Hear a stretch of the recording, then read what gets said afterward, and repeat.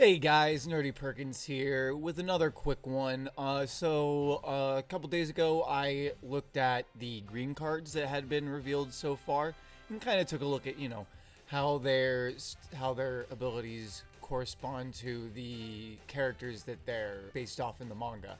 So I thought I'd do the same thing with the blue cards we've seen revealed from the blue deck, as well as I figured since we don't have a lot of those, I'll also be looking at the crocodile that'll be appearing in the promo pack that will come, at least in the US, will likely come with our super pre-release.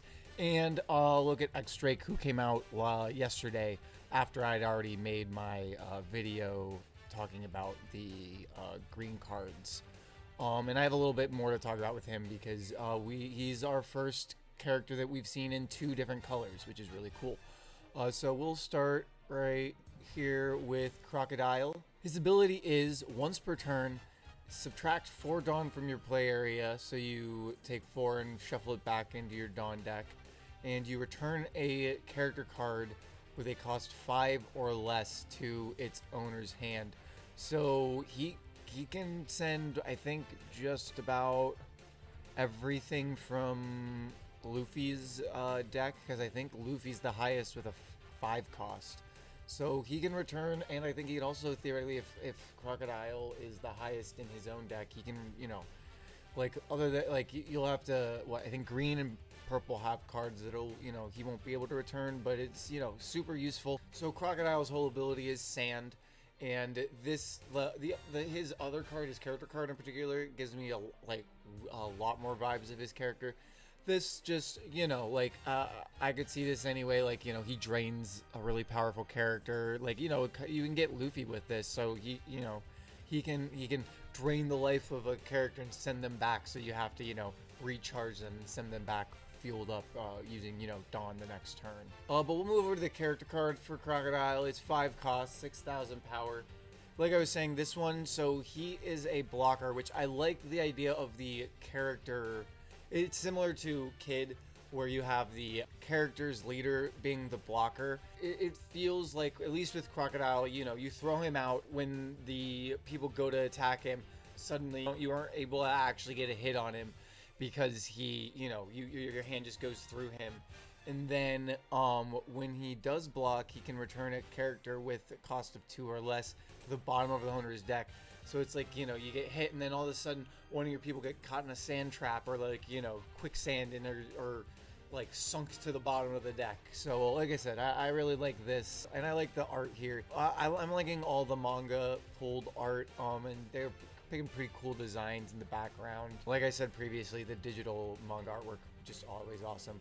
Mihawk, I don't have as much to say about how he works compared to his character counterpart, but he's really powerful. You attach a card, and when he attacks, you basically draw 2 cards, discard 2, so you're able to shuffle through your deck, and you can see him slicing through your deck to try to find the cards you're looking for, something like that. But like I said, he also has the 2,000 counter.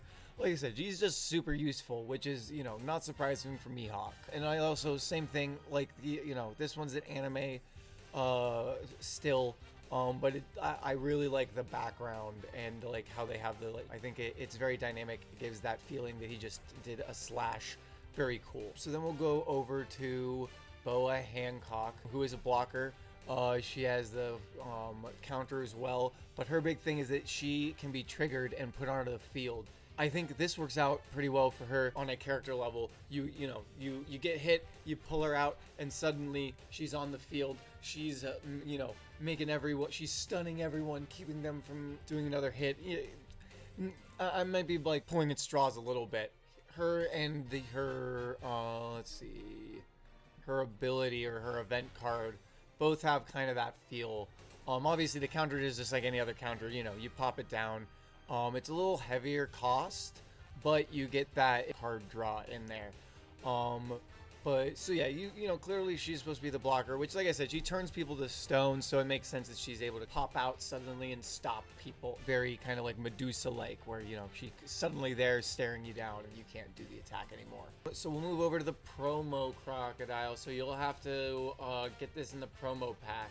He is a 4 cost with 5,000 power, and he gains blocker if you add a Dawn. It's another it's another flexible blocker that Crocodile has, and same thing, you know, with sand, like desert mirages. I think it makes sense that you have a lot of crocodiles that do blocking, because, and I think I wouldn't be surprised if we see something similar with a lot of other Logia cards where they have blocker. Or at least if you have like a leader who's a Logia, you can kind of build that where they have their character cards all have block, so they're able to not get hit because the attack just passes right through them. And then the last one I want to talk about is X-Drake.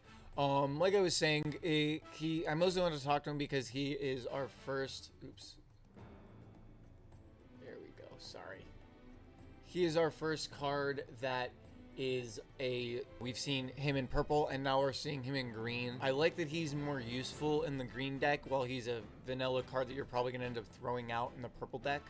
Because in here you add a Dawn, and when he is tapped, your supernovas gain an extra 1,000 power, which is really useful. Kind of feels like he's a marine. He's leading the charge. He does his first attack, and then everyone else is buffed up and is ready to like attack with more power. Very cool.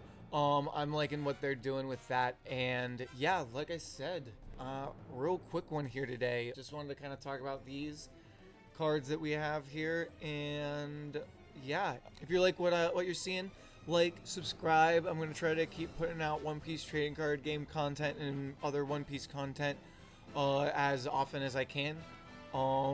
And yeah, I appreciate any support. You guys have a great day.